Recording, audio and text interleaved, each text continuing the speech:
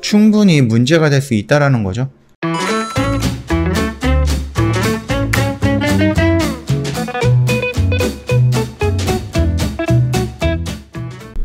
네, 안녕하세요. 허브경제TV의 최호영입니다. 오늘 볼 종목은 유니슨 풍력 관련된 종목에 대해서 좀 보도록 하겠습니다. 먼저 우선적으로 좀 중요한 내용이 있어서 요거 사칭 채널 관련해서 요거 간략하게 좀 설명을 드릴게요. 지금 사칭 채널 저희가 좀 신고를 하면서 좀 지우고 있는데, 그럼에도 불구하고 하루에 하나씩 늘어나는 것 같아요. 여기서 조금 피해를 받는 분들이 계시다라고 해갖고 요 부분에 대해서 피해를 안 받게끔 어떻게 진행을 해야 되느냐, 요 부분 설명을 드릴게요. 일단 카카오톡 상단 메뉴에 보면은요, 친구 추가 아이콘 클릭을 하세요. 요겁니다. 그러면은 요렇게 화면이 바뀔 거고요. 여기서 아이디로 추가 클릭을 하시고요. 이 위에다가 다른 거 입력하지 마시고요. HBTV1004 입력을 하시면은 요런 화면이 바로 나오게 됩니다. 그러면 여기에서 그 친구 추가 버튼 클릭을 하시고 저희한테 인사말 남겨주시면은 저희 팀장님 상담 진행이 될 거니까 요대로만 좀 진행 부탁드리도록 하겠습니다. 자, 그리고 저희가 이제 풍력에 대해서 말씀을 드릴 건데, 이전 영상에서 제가 한번 풍력에 대해서 현실적인 뭐 제약 이런 부분에 대해서 한번 설명을 드렸죠. 첫 번째는 뭐예요? 지금은 좀 과잉되어 있기 때문에 만들어지는 에너지도 지금 소비를 못하고 있어서 멈추는 현상이 나왔다. 근데 앞으로도 계속해서 지어진다라고 했을 때 과연 이거를 조금 원활하게 돌릴 수 있을까, 소비가 될까라는 부분이었죠. 그러면서 ESS라고 해가지고 에너지 저장 장치, 이게 좀 많이 필요하다라고 했는데 이것도 설치를 하는 거예요. 풍력이라든지 태양광을 보시면 아시겠지만 이게 뭐 외지의 외딴 섬에서 만들어지는 경우도 있겠지만은 사람들이 살고 있는, 이 주민들이 살고 있는 그런 영역에다 만들어질 수도 있는 부분입니다. 지금 당장을 보시더라도요, 좀 밑에 어디예요? 청사포에서도 지금 계속해서 뭐 이런 식으로 다 나오고 있거든요. 그러니까는 이게 생각 이상으로 간단하게 해결될 문제는 아니다라는 거예요. 주민들과의 마찰, 그러면서 내가 여기다 지어야 되는데, 풍속이 여기가 좋아서 여기다 지어야 되는데 주민들이 결세 반대를 하니까 여기도 못 짓는 거예요. 이런 식으로 연기되든다라고 했을 때에는 충분히 문제가 될 수 있다라는 거죠. 뭐 원자력 발전소도 지었는데 그깟 뭐 풍력 발전소 짓겠죠. 짓긴 하겠는데 결국은 시간이 좀 필요하다라는 얘기죠. 저희가 뭐 안 된다고 한 건 아니잖아요. 현실적으로 제한받는 부분이 이런 게 있다라고 말씀을 드렸던 부분이니까 참고하시면 될 것 같고요.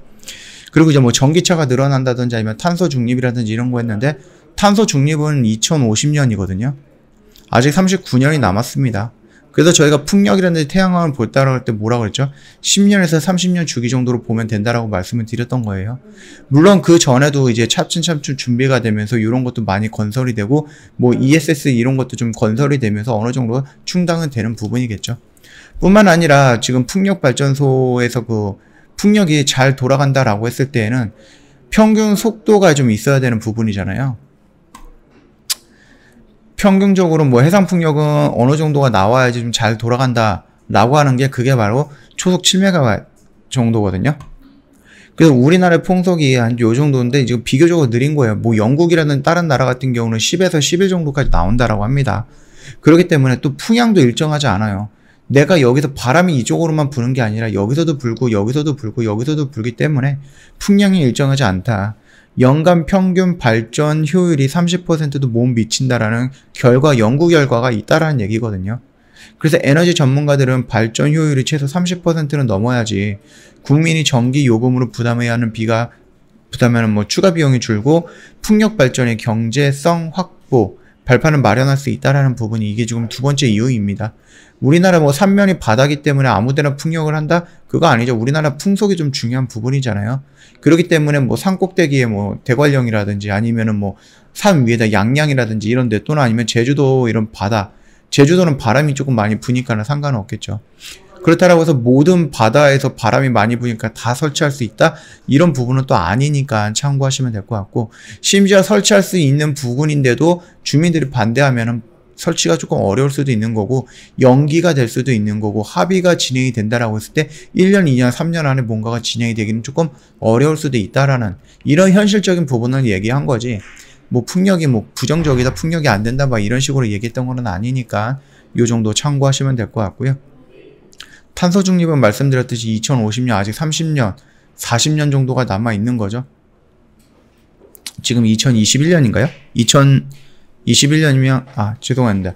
29년이 정도가 남은 거죠. 한 30년 정도가 남은 거니까 요 주기를 좀 보시면 될 것 같아요. 뭐 그동안에 뭐 건물이라든지 뭐 이런 쪽에다가 뭐 태양광을 이렇게 패널을 단다든지 아니면 뭐 여기저기다가 풍력이라든지 태양광 설치를 한다든지 이런 부분도 뭐 괜찮긴 하지만은 어떤 전문가가 그랬거든요. 지금 제주도에서 일어나는 현상들, 지금 제주도가 허용할 수 있는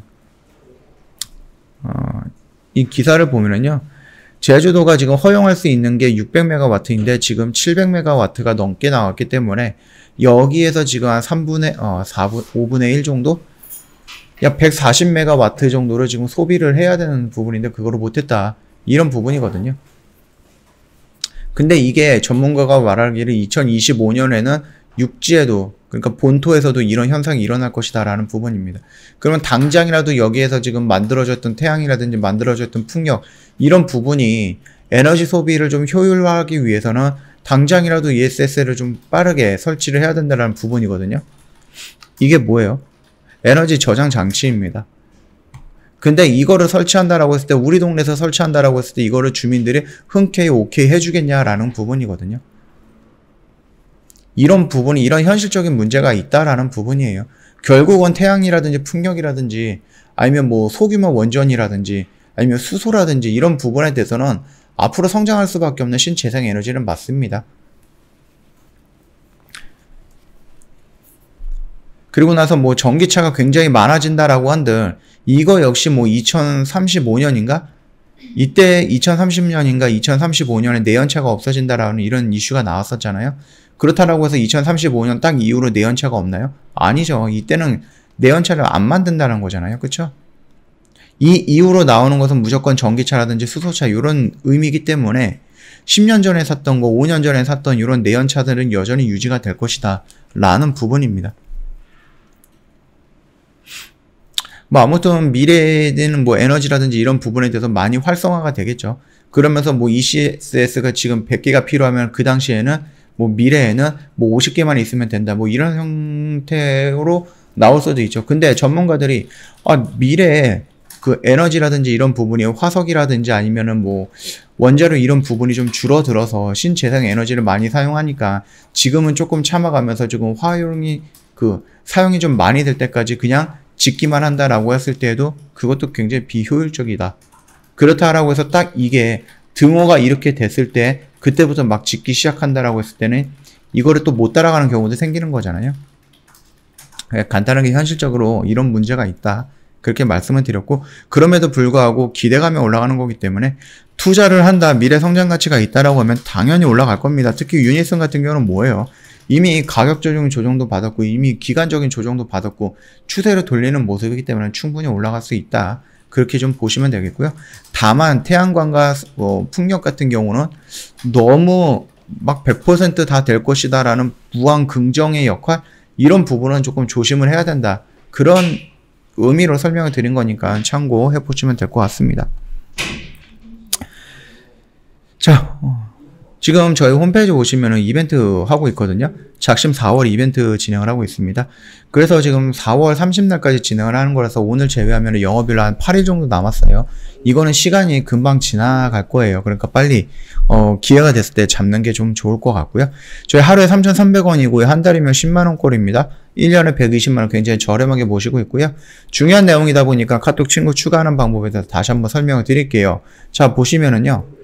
카톡 친구 추가하는 이유는 첫 번째, 사칭 채널로부터 피해받는 일 없도록 하기 위해서고요. 두 번째는 무료 추천 종목이라든지 뭐 기초 강의 제공받는 거는 뭐 당연한 거고, 이벤트 제공 내용을 따로 받기 위해서입니다. 저희가 스팟 이벤트라고 해갖고요. 갑자기 이벤트 진행하는 경우가 있어요.